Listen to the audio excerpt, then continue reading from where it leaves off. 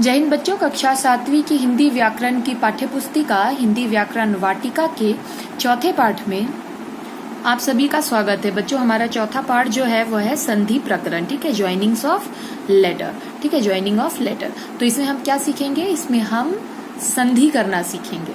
ठीक है, तो सबसे पहले आप ये जो उदाहरण दिए हुए हैं, कुछ यहाँ पर शब्द दिए हुए हैं, पहले हम इसे देखते हैं। ठीक है, तो यहाँ पर क में क्या है? महा जोड़ आत्मा महात्मा, सची जोड़ इंद्र शचेंद्र, हिम जोड़ आलय हिमालय, रवि जोड़ इंद्र रविंद्र। ठीक है, तो ये जो ऊपर दिए हुए शब्द हैं, जब हमने इनको ध्यान से पढ़ा तो हम क्या देखते हैं कि हर शब्द में, जैसे हर एक शब्द में दो दो वर्णों व ध्वनियों का परस्पर मेल हुआ है, और मेल होने पर इसमें क्या आ गया है? बदलाव आ गया है।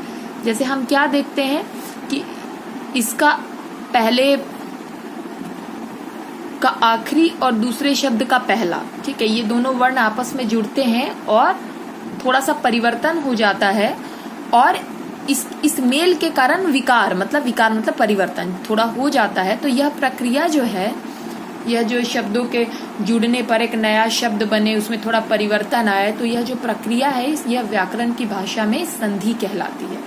ठीक है, तो सिंपल सा बहुत ही आसान शब्दों में अगर हमसे पूछा जाए कि संधि किसे कहते हैं, तो हम क्या लिखेंगे कि दो वर्णों या ध्वनियों के पारस्परिक मेल से जो विकार उत्पन्न होता है, अर्थात जो परिवर्तन उत्पन्न होता है, उसे हम संधि कहते हैं या वह संधि कहलाता है।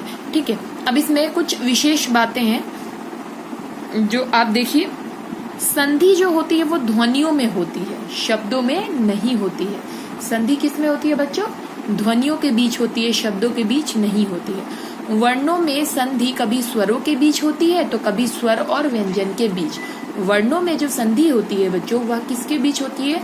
स्वरों और व्यंजनों के बीच होती है। कभी कभी स्वर स्वर से मिलते हैं, कभी कभी स्वर व्यंजन से मिलते हैं, या फिर व्यंजन स्वर से मिलते हैं। संधि युक्त पदों को अलग अलग करने की प्रक्रिया को संधि विच्छेद कहते हैं। ठीक है, जैसे यहाँ पर आप ऊपर भी उदाहरण देख सकते हैं। अगर मान लो यहाँ पर क्या लिखा हुआ है? महात्मा। तो अगर महात्मा में जो ये दो पद मिले हुए, अगर हम इनको अलग कर देते, महाजोड़ आत्मा, इसी से तो महात्मा बना है, तो अगर महात्मा को अगर अलग अलग कर दे, महाजोड़ आत्मा कर दे, तो यहाँ पर क्या हो जाएगा? संधि विच्छेद हो जाएगा। ठीक है, संधि युक्त पदों को अलग करने से की जो प्रक्रिया होती है उसे हम संधि विच्छेद कहते हैं। जैसे उल्लास, तो उत जोड़ लास, सदैव सदा जोड़ एव। ठीक है, अच्छा, अब चौथा विशेष क्या है कि संधि प्रक्रिया में परिवर्तन कभी पहली ध्वनि में होता है तो कभी दूसरी ध्वनि में, और कभी कभी दोनों ध्वनियों में। ठीक है, संधि में क्या होता है? कभी कभी परिवर्तन जो है पहली ध्वनि में होता है और कभी कभी दूसरी ध्वनि में होता है, और कभी कभी दोनों में ही परिवर्तन होता है। ये तो इसमें कुछ विशेष था। ठीक है, महत्वपूर्ण बातें थी। अब आइए आगे समझते हैं कि संधि का क्या महत्व है। अगर हिंदी ग्रामर में हम संधि पढ़ते हैं तो इसका क्या महत्व है? वैसे आपने छठी कक्षा में पढ़ा ही होगा कि संधि क्या होता है, संधि क्यों होता है, संधि शब्द कैसे बना है, लेकिन फिर भी हम यहाँ पर थोड़ा और पढ़ते हैं। ठीक है, तो संधि का हिंदी व्याकरण में क्या स्थान है, क्या महत्व है? तो संधि करने और संधि विच्छेद की क्रिया का ज्ञान होने पर हम बहुत से बड़े व जटिल शब्दों के अर्थ समझने में सहायता मिलती है। हाँ बच्चों, संधि करने और संधि विच्छेद की क्रिया, इन दोनों का अगर हमको ज्ञान हो जाता है तो हम जटिल से जटिल मतलब कठिन से कठिन शब्दों के अर्थ समझने में हमको क्या मिलती है? सहायता मिलती है। ठीक है, हम आसानी से समझ जाते हैं। ठीक है, तो अब यहाँ पर इसके बाद संधि को आपने यहाँ पर समझ लिया, संधि विच्छेद समझ लिया। ठीक है, अब हमको यहाँ पर देखना है संधि के भेद, काइंड्स ऑफ ज्वाइनिंग। ठीक है, तो हिंदी भाषा में संधि के 3 भेद माने गए हैं। हमने दूसरे पाठ में पढ़ा है ना बच्चों कि हमारे कौन कौन से वर्ण होते हैं? स्वर वर्ण होते हैं, व्यंजन वर्ण होते हैं, है ना। तो देखिए, पहला संधि जो होता है, मतलब संधि के जो 3 भेद होते हैं, तो पहला भेद जो है वो स्वर संधि है। तो स्वर संधि में क्या होता है बच्चों? स्वरों का स्वरों से मिलन होता है। ठीक है, और हमारे स्वर वर्ण कितने हैं? 11। ठीक है, तो 11 जो वर्ण है वो आपस में मिलते हैं। ठीक है, आपस में ये नहीं कि सारे के सारे मिल गए। ठीक है, कोई भी स्वर स्वर से मिलता है और तब शब्द में विकार उत्पन्न होता है, तो स्वर संधि होती है। दूसरा है व्यंजन संधि। देखिए, स्वर संधि में शर्त ये होती है कि स्वर संधि में स्वर जो है वो स्वर से मिलता है। लेकिन व्यंजन संधि में क्या होता है, व्यंजन संधि में स्वर व्यंजन व्यंजन से भी मिलते हैं और संधि करते हैं, और व्यंजन स्वर के साथ भी मिलते हैं। और तीसरी कौन सी संधि होती है, विसर्ग संधि। ठीक है, तो अब पहले स्वर संधि को पढ़ते हैं। हिंदी में 11 स्वरों में से कोई 2 स्वर आपस में मिलकर विकार लाते हैं, अर्थात परिवर्तन लाते हैं, तो इस प्रक्रिया को स्वर संधि कहा जाता है। मैंने पहले ही बताया कि हमने स्वर वर्ण 11 पढ़े हैं, तो इन स्वर वर्णों में 11 स्वर वर्णों में से कोई 2 स्वर वर्ण आपस में मिल जाते हैं, या तो समान हो या तो अलग अलग हो। ठीक है, या तो अ समान वर्ण है, दोनों मिल सकते हैं, आ भी मिल सकते हैं, ई भी मिल सकते हैं, या फिर अ ई से भी मिल सकता है, अ ऊ से भी मिल सकता है। ठीक है, तो उनमें जो परिवर्तन आता है उसी परिवर्तन को हम स्वर संधि कहते हैं। तो देखें यहाँ पर उदाहरण दिया हुआ है, पाठ जोड़ शाला, पाठशाला। ठीक है, तो आप कहेंगे मैडम यहाँ और आ कैसे मिला, तो मैं आपको बताती हूँ। यहाँ देखिए, अगर हम पाठ के वर्णों का विच्छेद करते हैं तो हमारा क्या बनता है, वर्ण विच्छेद करके बनेगा प जोड़ आ जोड़ ठ जोड़ अ, आया ना। तो मतलब ठ जो ये है यह पूरा कैसे होता है, क्योंकि इसमें अ स्वर वर्ण जुड़ा हुआ है, तो ठ का अ, और ये श है, श में किसकी मात्रा लगी है, स्वरों की मात्रा आपने पढ़ी है, आ की मात्रा लगी है। ठीक है, तो अ और आ आपस में मिलके क्या बनते हैं, आ। ठीक है, यहाँ परिवर्तन हुआ पाठशाला। ठीक है, पाठ जोड़ शाला का क्या हुआ, पाठशाला। ठीक है, तो यहाँ पर आपने देखा कि किस प्रकार अ और आ दोनों स्वर मिलते हैं और इसमें थोड़ा सा परिवर्तन आता है, हमको क्या मिलता है शब्द, हमको इसकी संधि करके पाठ और शाला की संधि करके मिलता है पाठशाला। ठीक है, ठीक उसी प्रकार यहाँ पर 2 उदाहरण और दिए हुए हैं, जैसे तथा। तो था में आ की मात्रा है, तो आ जोड़ एव, आ और ए जुड़ गए तो ए बन जाते, आ और ए जुड़ के क्या बन जाते बच्चों, ए। तो यहाँ पर क्या होगा, तथैव। वार्ता जोड़ आलाप, तो ये देखो आ और आ, वार्ता में भी आ है, ता में आ और आलाप, मतलब देखो जब भी हम संधि करते हैं ना बच्चों, तो होता क्या है, पहला जो हमारा ये पद होता है इसका आखिरी वर्ण और दूसरे का पहला, यही दोनों आपस में, यही ध्वनियां आपस में जुड़ती हैं, दूसरे का पहला और पहले का अंतिम। ठीक है, तो ये जुड़ते हैं, तो यहाँ पर भी ता का आ और आलाप का आ मिलके भी क्या बना, आ। तो यहाँ पर क्या हो गया, वार्ता जोड़ आलाप, वार्तालाप। ठीक है, तो ये तो रहा स्वर संधि हमने पढ़ लिया, जहाँ 11 स्वरों में से कोई भी 2 स्वर आपस में मिले और उसमें कोई परिवर्तन आए तो वहां पर हमारी स्वर संधि होती है। ठीक है, अब इसके पश्चात स्वर संधि के कुछ भेद भी होते हैं। ठीक है, तो उसे पढ़ेंगे।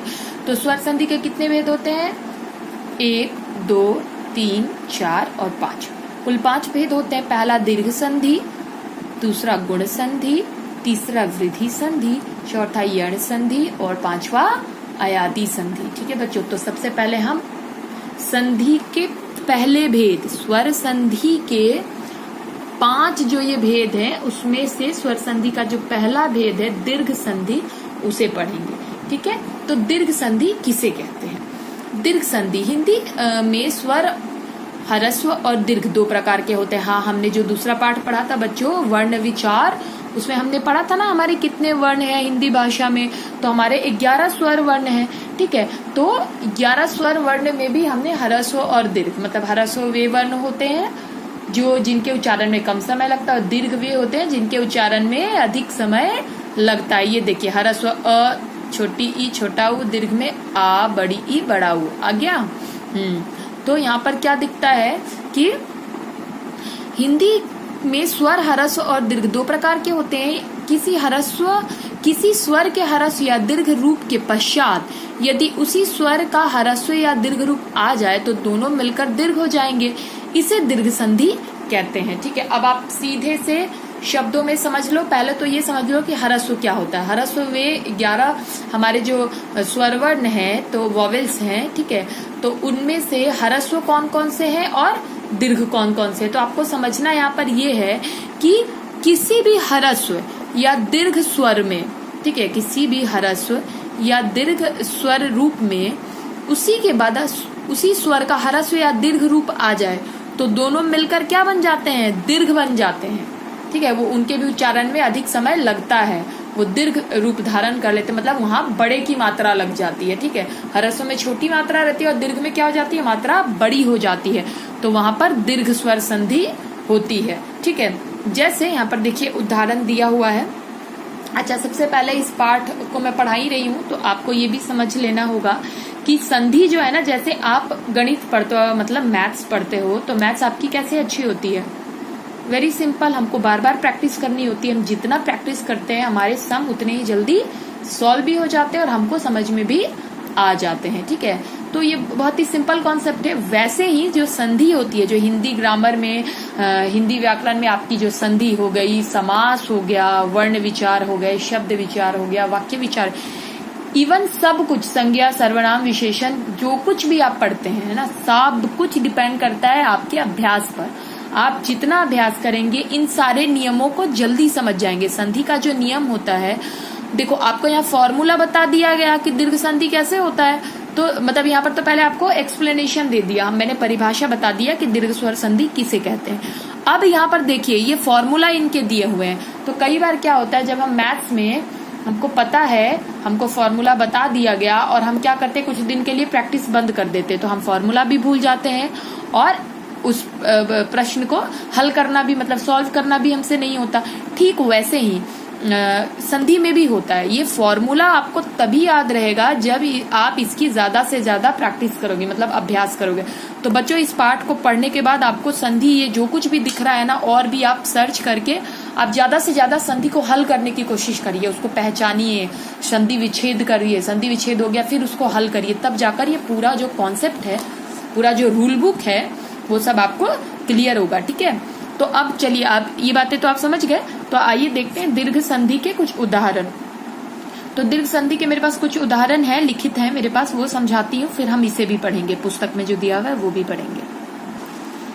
बच्चों यहाँ देखिए मेरे पास दीर्घ संधि के कुछ उदाहरण है, तो आप समझ लीजिए। देखिए क्या होता है, दो समान स्वर, मतलब और असमान स्वर है, ये जब आपस में जुड़ते हैं तो क्या हो जाता है, ये अ भी ह्रस्व है और ये भी ह्रस्व है, दोनों जुड़ के क्या हो गए, आ।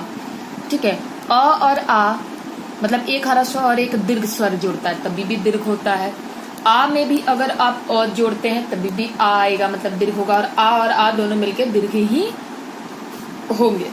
अब देखिए इसका उदाहरण, जहां पर अ में अ जुड़ रहा है, ठीक है, तो देखिए स्व, तो व में आ आया, और अधीन, अधीन का अ जुड़ के आ, तो क्या बन जाएगा इसका, स्वाधीन, मतलब व में आ की मात्रा लग जाएगी। और वैसे भी आपको पता ही है कि इन सब की अपनी मात्रा होती है, अ को छोड़कर सबकी मात्रा होती है, और अ तो व्यंजन में जुड़ा रहता है। ठीक है, सार जोड़ अंश, ठीक है, अ, र का अ और अंक का अ जोड़ के क्या हो जाता है, आ, तो सारांश। ठीक है, यहाँ पर र में आ की मात्रा लग गई। ठीक है, तो मैंने पहले ही बताया कि संधि में विशेष में ही बताया था कि कभी कभी परिवर्तन यहाँ हो जाता है और कभी कभी दूसरे में परिवर्तन हो जाता है। ठीक है, अभी देखिए इसके और भी उदाहरण है।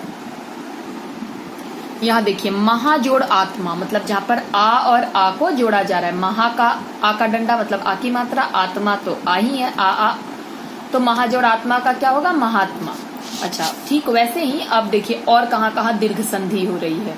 ठीक है, तो दीर्घ संधि यहाँ पर भी हो रही है, छोटी ई दोनों मिलके क्या हो जाते हैं, बड़ी की मात्रा हो जाती है। ठीक है, तो मुनि, तो न में छोटी की मात्रा है, और जोड़ इंद्र, ई भी छोटा ही है, लेकिन जब ये वाला मुनि का ई और इंद्र का ई दोनों को जोड़ते हैं तो बड़ी ही हो जाता है, तो शब्द क्या बन जाता है, मुनीन्द्र। ठीक है, अच्छा दूसरा, जहाँ पर छोटी ई में हम बड़ी को जोड़ते हैं फिर भी क्या होगा, प्रभाव दीर्घ का ही ज्यादा होगा, तो क्या हो जाएगा, मुनि जोड़ ईश्वर, तो छोटी ई की मात्रा जोड़ बड़ी, तो क्या हो गया, मुनीश्वर, है ना, बड़ी ही आए, यहाँ पर भी दीर्घ का ही प्रभाव ज्यादा है।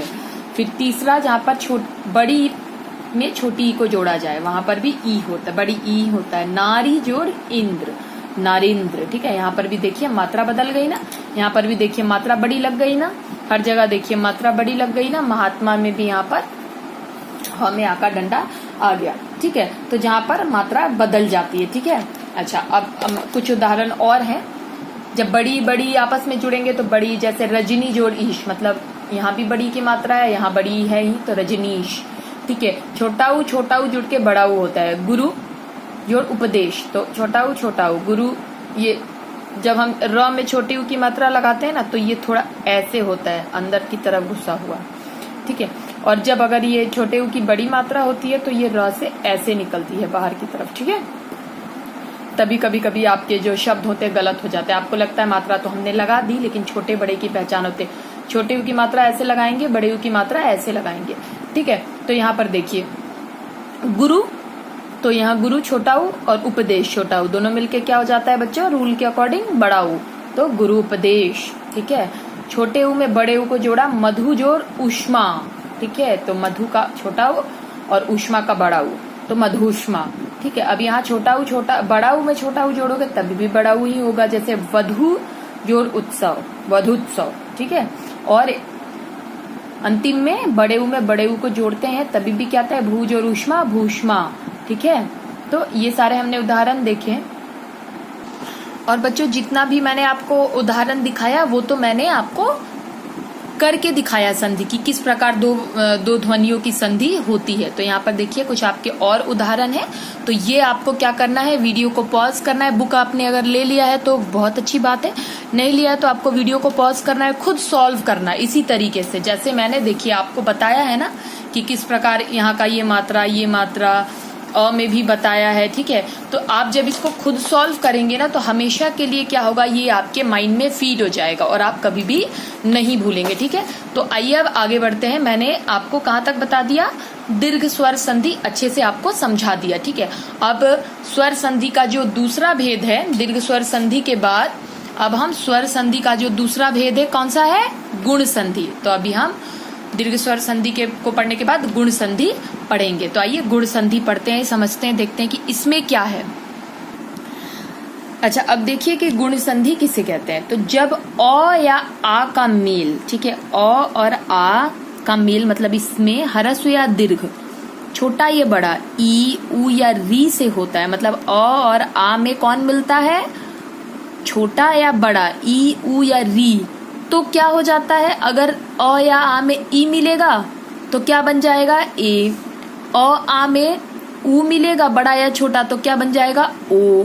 और अगर अ आ में री मिलेगा तो क्या बन जाएगा, अर। ठीक है, तो इसका गुण संधि का क्या है, गुण संधि का रूल जो है वो क्या है कि अगर अ या आ में छोटी ई या बड़ी ई मिलती है तो ए हो जाएगा। अगर अ और आ में बड़ा ऊ या छोटा ऊ मिलता है तो ओ हो जाएगा। अगर अ या आ में री की मात्रा जुड़ती है तो क्या हो जाएगा, अर हो जाएगा। ठीक है, तो देखिए इसके भी उदाहरण, तो जैसे मैंने आपको दीर्घ स्वर संधि का उदाहरण कॉपी में लिख के बताया था, तो वैसे ही आप इसको सॉल्व करेंगे। ठीक है, रफ की कॉपी में, ये नहीं कि आपने फेयर की कॉपी में कर लिया, नहीं, ये तो सिर्फ आपके अभ्यास के लिए। आप जितना अभ्यास करेंगे आपकी संधि उतनी ही स्पष्ट होती जाएगी, मतलब क्लियर होती जाएगी। ठीक है, तो देखिए गुण संधि, अ में क्या बोला था, अ में या तो ह्रस्व या दीर्घ, मतलब छोटा या बड़ा, मतलब छोटी ई भी जोड़ लो या बड़ी ई भी जोड़ लो, क्या बनता है, क्या बनेगा, ए। ठीक है, और ए की मात्रा क्या होती है, ये वाली, है ना, पता ही है आप लोगों को तो। ठीक है, फिर भी मैंने बताया। ठीक है, चलिए, देव जोड़ इंद्र, मतलब व में अ है और इंद्र का छोटी, तो क्या बनेगा, क्या हो जाता है, ए, तो देवेंद्र, यहाँ ए की मात्रा लग गई ना तो चेंज हो गया। वैसे भारत जोड़ इंदु, भारतेंदु, गज जोड़ इंद्र, गजेंद्र, नर जोड़ इंद्र, नरेंद्र। ठीक है, वैसे ही अ में अगर बड़ी जुड़ती है तभी भी ए आता है, परम जोड़ ईश्वर, परमेश्वर, लोक जोड़ ईश, लोकेश, गण जोड़ ईश, गणेश। अब आ में अगर छोटी जुड़ती है तभी भी क्या बनेगा, ए बनेगा। यथा जोड़ इष्ट, आ जोड़ ई, तो क्या बना, यथेष्ट। रमा जोड़ इंद्र, आ जोड़ ई, रमेंद्र। ठीक है, और अगर आ के साथ बड़ी ई जुड़ती है तभी भी ए ही बनेगा। ठीक है, गुण संधि का यही गुण है। ठीक है, कि अगर आप अ या आ में छोटी या बड़ी को जोड़ते हैं तो ए ही प्राप्त होगा आपको। ठीक है, तो राजा जोड़ ईश, ठीक है, राजा मतलब आ और बड़ी ई ईश में है तो राजेश। ठीक है, ए हो गया। अब अगर अ में हम छोटा ऊ जोड़ते हैं तो क्या बन जाता है, ओ। तो पर जोड़ उपकार परोपकार, लोक जोड़ उक्ति लोकोक्ति, वीर जोड़ उचित वीरोचित। ठीक है, यहाँ पर लग गया ना, ओ की मात्रा लग रही है ना, देखो बदलाव आ रहा है ना। पर जोड़ उपकार परोपकार, लोक जोड़ उक्ति लोकोक्ति, है ना। अब अगर अ में हम बड़ा ऊ जोड़ देते हैं तभी भी क्या बन जाता है बच्चों, गुण संधि का रूल बुक क्या कहता है कि अ में अगर छोटा ऊ बड़ा ऊ दोनों ही जोड़ोगे तो क्या बन के मिलना है हमको, ओ मिलना है। ठीक है, तो यहाँ पर नव जोड़ उड़ा नवोड़ा, सूर्य जोड़ ऊर्जा सूर्योर्जा। ठीक है, अब अगर आ में भी छोटा ऊ बड़ा ऊ मिलता है तभी भी ओ होता है, जैसे गंगा जोड़ उर्मी गंगोर्मी, गंगा जोड़ उत्सव गंगोत्सव। ठीक है, और स में भी, अच्छा स क्या है कि अ में अगर री जोड़ दो तो अर हो जाएगा, और अगर आ में भी री जोड़ दो तो अर हो जाएगा। जैसे देव जोड़ ऋषि देवर्षि, आया ना, अर देवर। ठीक है, देवर्षि। तो ये देखो ऊपर जाके यहाँ पर मात्रा लग गई, अर की मात्रा, है ना। राज जो ऋषि राजर्षि, ब्रह्मा जो ऋषि ब्रह्मर्षि, सप्त जो ऋषि सप्तर्षि। ठीक है, तो अब आपको समझ में आया, जो आप सप्तर्षि ब्रह्मर्षि देवर्षि राजर्षि सुनते हो तो इसका ये बना कैसे है, तो ये कौन से संधि में बना है, गुण संधि में। ठीक है बच्चों, और आपको क्या करना है, आज हमने इस भाग में क्या क्या पढ़ा, आज हमने इस भाग में यह पढ़ा कि संधि किसे कहते हैं, फिर संधि विच्छेद किसे कहते हैं, संधि के कौन कौन से भेद होते हैं, और तो संधि के 3 भेद होते हैं, स्वर संधि व्यंजन संधि विसर्ग संधि। तो स्वर संधि पढ़ा कि स्वर संधि क्या क्या होती है, तो स्वर संधि में जिसमें स्वरों का स्वरों से मेल हो और विकार उत्पन्न हो तो वहां स्वर संधि होती है। फिर हमने क्या पढ़ा कि स्वर संधि के 5 भेद होते हैं, कौन कौन, दीर्घ और गुण, वृद्धि यण और अयादि। तो हमने दीर्घ और गुण पढ़ लिया। इस वीडियो में इतना ही, अगले वीडियो के साथ फिर मिलेंगे। जय हिंद बच्चों।